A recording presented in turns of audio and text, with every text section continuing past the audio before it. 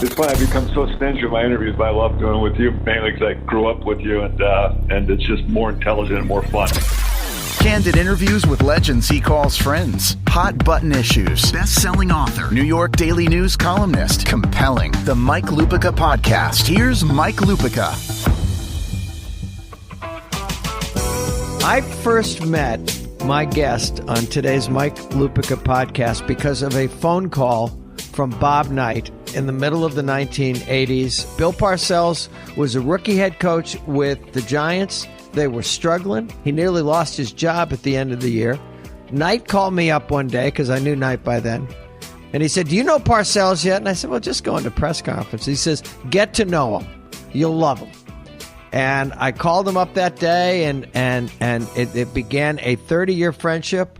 I thought I had written the definitive Bill Parcells autobiography, but others followed.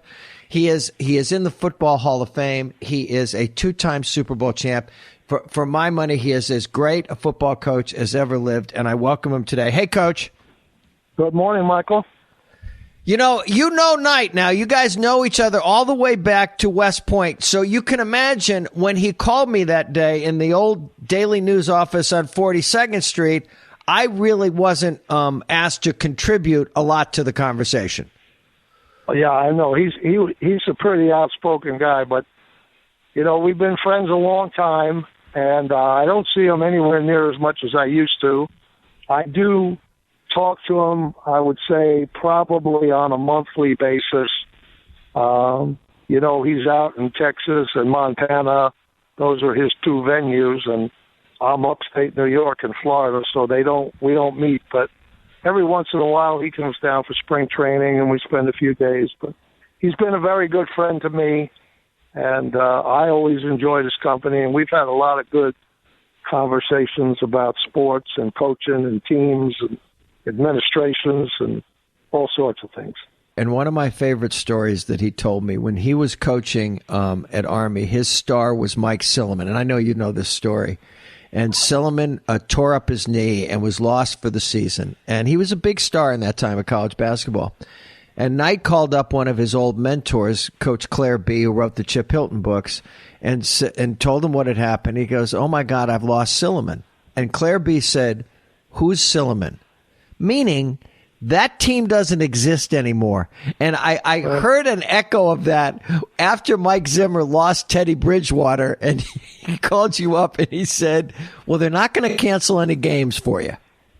That's right. That's exactly what I told him. And, one of the great things that I've learned from my experiences in coaching and being a head coach for an extensive period of time is that really no one really cares why you're not doing well. Right. There's just I don't want to say no excuses, because sometimes, the situation won't allow you to be successful, Mike, as you know. Right. But no one really cares about that. And one of the things that I had always kind of forwarded to any assistant coach who had just become a head coach, I can recall doing this with every single guy that I had experience with. I tell them, I said, "Now look, there are going to be 5 things that happen every day now that you're a head coach in this business that you wish wouldn't happen. There are going to be 5 things. And if you can't develop a mentality to deal with that, you're really not going to be successful. If that kind of overcomes you, you're not going to be successful. So you have to have the mentality of dealing with things that you wish wouldn't happen, because somebody's going to be hurt, somebody's going to be late, somebody's going to be arrested, somebody's going to be something. And, you just have to be able to handle it. Now, when Teddy went down, Mike had heard it. He knows. So, I know Teddy personally. I was really saddened by that news. So, but you got to just keep going, because nobody really is going to pay attention to that. One of the things you told me when we were doing the book that time was, it's one of my favorite lines about sports. I quote you quite frequently, but what you said, nobody remembers why you lost. They just remember why you lost. Yeah, that's right. It's it's the reasons. And, and I'm not making light of this, but from a fan's perspective, most of the time they feel that they're able to identify the reason why you lost. Yeah. And I'm not mocking them in that regard. I'm just telling you, in my experience, this is the way it is. And it's always it, that, or him. It's one of those three things. Well, the reason they lost was, that penalty over there they didn't call against Julio Jones last week. Okay, that's the reason. Or it's that situation that, he went for it on 4th and 1, he should have never gambled there. Or, did you see the play that guy made? My God, if he doesn't do that, we win the game. So those are the three things, it, that, or him. If that or him. We're talking to Bill Parcells on the Mike Lupica Podcast. The day you tossed off the line, way back in the day, you are what your record says you are. Did you have any idea that would become as famous as anything you ever said and one of the famous lines in sports? You know where I really kind of thought about that? I was reading some of our division competition. When I was coaching the Giants, I was reading some of our division competition brochures, like the Eagles and the Redskins and Cowboys. Right. I was kind of reading it, and in all three of them, there was a reference to, we lost 4 games by a total of 9 points, or some specific reference to the amount of points that would have made the season entirely different. And it was always a nominal amount. And, I'm going to say 14, whatever it was. And I'm thinking to myself, the reason you lost those is because you weren't good enough to win those close games. And yet they were kind of promoting the next season on the basis of, we were almost successful. And so I'm saying to myself, you know what? It doesn't make any difference how many points you lost by. It's just, that's your record. And it's what it says it is, and it's what you are. And you have to accept it that way. I think, because I think the question that day, and I'm paraphrasing, was that somebody said to you, you guys were kind of scuffling a little bit, and somebody said, if this had happened and this had happened and that hadn't happened, you'd be 7-4 instead of 4-7. And you looked at the guy and said, hey, you are what your record says you are. Yeah, well, that's right, Mike. And, there are a lot of photo finishes in horse racings, and there are a lot of buzzer beaters in basketball, and there are a lot of last-minute overtime field goals, and there's a lot of 10th-round knockouts in boxing, but it's the result's still the same. There's this notion that the Giants collectively, you and ownership and everybody, and I'm putting air brackets around this, look the other way on Lawrence Taylor, and that you look the other way on what he was doing off the field because of what he was doing on the field. And I was just wondering if you bristle a little bit at that representation. I do. I do very much. I'm still very close with Lawrence, and we've interacted over the years. Certainly, I see him on a yearly basis, a monthly basis. We run into each other, but it's just not true. We made extremely strong efforts on his behalf to try to rectify some situations, and even to the point where we had some really physical confrontation a couple times, myself and him. I mean, I was so mad at him, but it's look the other way. That is a really an erroneous statement. Now, try to help like a troubled guy. We did that, and we made efforts, and it wasn't just nominal efforts. I mean, we made many, many efforts, and I think he would tell you that. And I think the two characters most in the forefront were myself and Wellington Mara.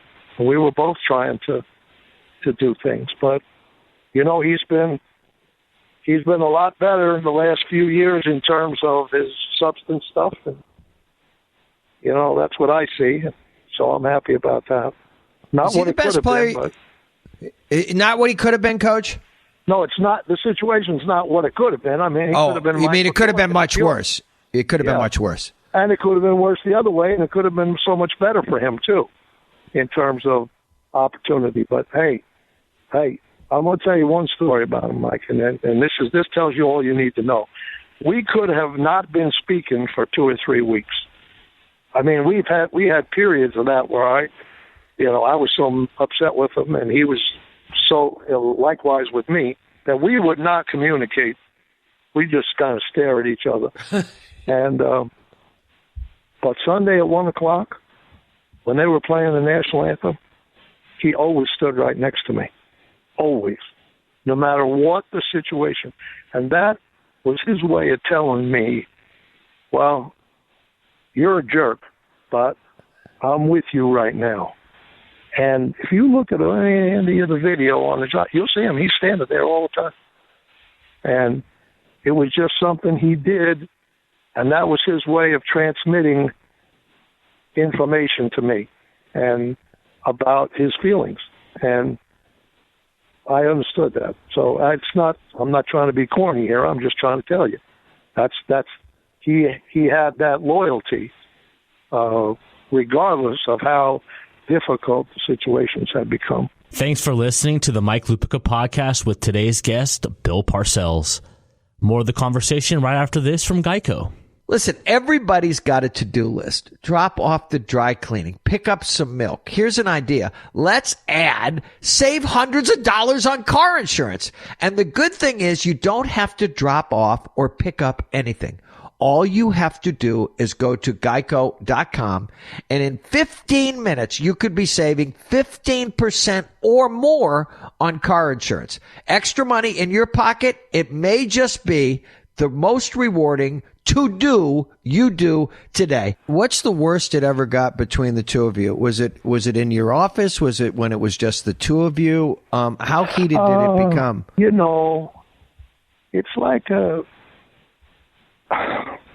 It's like an incredulous, I don't have an addiction, thank God. I can't speak with authority. I had it in my family. I've had it. I don't mind saying my dad had an alcohol problem. Now he did not drink every day. He was kind of like what they would call a binge drinker, if you know what I mean. Yep. And he would go for long periods of time and not drink, and then he would drink. So my dad was well educated. He was a Georgetown law school guy, and so one day I'm in my 30s, and I'm trying to. And he's has since stopped drinking for many years. So I asked him this question. I said, you know where this is going. Why do you go there? I said, what makes you take that first step toward drinking? I said, why do you go there? You're a smart guy. What? Explain to me. He said, well, son, he said, I can't explain to you because it's a compulsion, and you don't have a compulsion.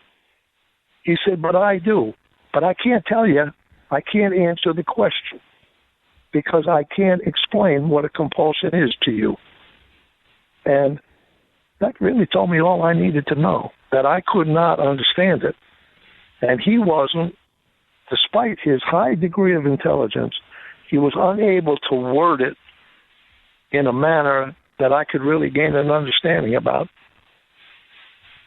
When you were coaching those Giants back in the 80s, the most entertaining part for me, just because I knew both of you as well as I did, was when I would see you standing next to Sims after Sims had come out of the game.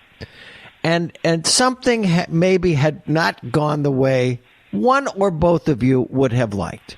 And I can see you both talking, but it seems to me in the greatest debates, you two never looked at each other. And I was wondering if those were the liveliest in-game debates you ever had as a coach.